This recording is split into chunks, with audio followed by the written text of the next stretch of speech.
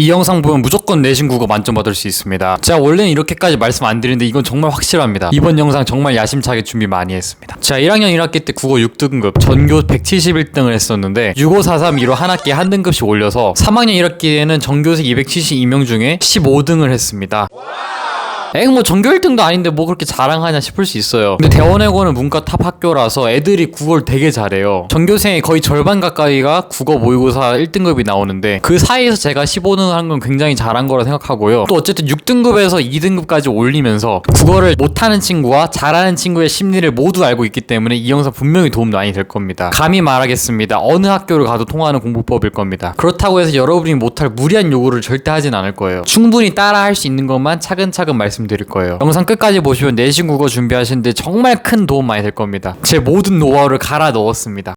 바로 시작합니다. 첫 번째, 학교 수업 전 예습. 정말 핵심적인 단계입니다. 자습서를 이용해서 학교 수업 전에 배울 진도에 대해 미리 간단히 예습을 하는 것입니다. 이러면 어떤 장점이 있냐면 학교 수업에 대한 이해도가 훨씬 높아져서 필기를 받아 적을 때나 선생님의 설명을 들을 때 훨씬 더 수월하고요. 간단히 말해 여러분이 그 반에서 가장 이해력이 좋은 학생이 될 겁니다. 제 말 믿고 한번 해보세요. 정말 신세계를 경험하실 겁니다. 또 결과적으로 수업을 들음으로써 자연스럽게 이해도기 내는 그런 효과도 있습니다. 두 번째, 단거나 작업 시작. 간단히 말해 학교 필기나 중요한 자습서 내용을 한 곳에 모으면 됩니다. 그게 여러분만의 공부 교재가 되는 것이죠.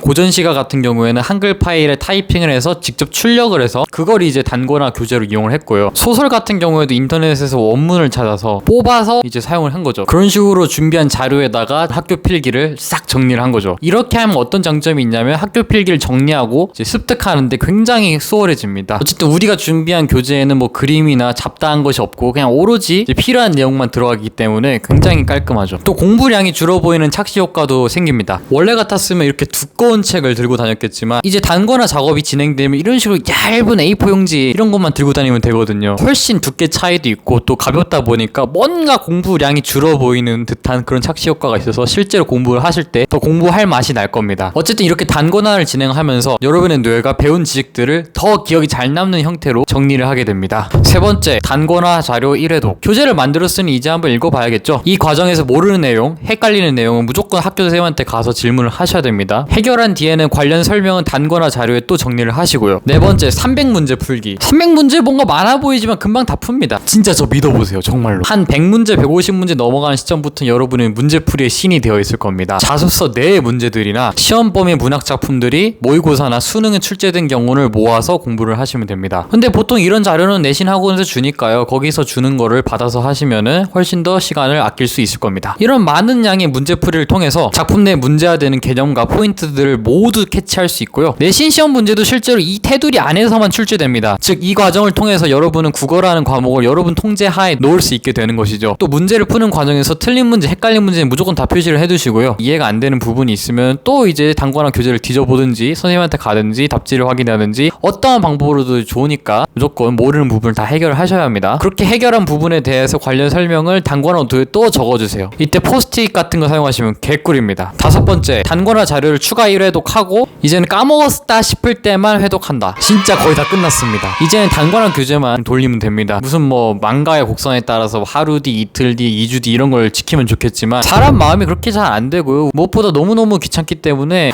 저는 그렇게는 안 했습니다. 실제로 그렇게 안 해도 별로 지장이 없고요. 요새 국어 공부 좀 안 했는데 슬슬 한번 해볼까? 이런 식으로 위기감이 느껴질 때마다 한 번씩 교재를 돌려주시는 것만으로도 충분합니다. 여섯 번째, 직접 서술형 문제 출제해보기. 이건 권장사항입니다. 시험 일주일 전에는 서술형으로 출제될 법한 그런 문제들을 여러분이 직접 출제해보는 겁니다. 예상 문제를 만들고 예상 답안까지 직접 작성을 해보시면 좋겠습니다. 이런 출제자의 관점에서 시험 범위를 공부하게 되고요. 지식이 머릿속에 훨씬 더 쏙쏙 잘 들어옵니다. 일곱 번째, 단거나 자료 마무리 1회독. 시험 바로 전날에는 미리 표시해둔 중요한 포인트들을 위주로 전 범위를 쓱쓱 읽어주시면 되겠습니다. 시간이 혹시라도 남는다면 풀었었던 문제 중에 틀렸던 거 있죠. 그런 거를 포인트를 쓱쓱 확인하는 것도 좋고요. 지금까지 말씀드린 이 단계를 모두 차근차근 따라오시면 어느 학교를 가든 충분히 만점을 받을 수 있을 겁니다. 서민석 채널이 응원하겠습니다. 오늘 영상 여기까지고요. 영상 봐주셔서 감사합니다. 또 다음에 뵙겠습니다. 민바.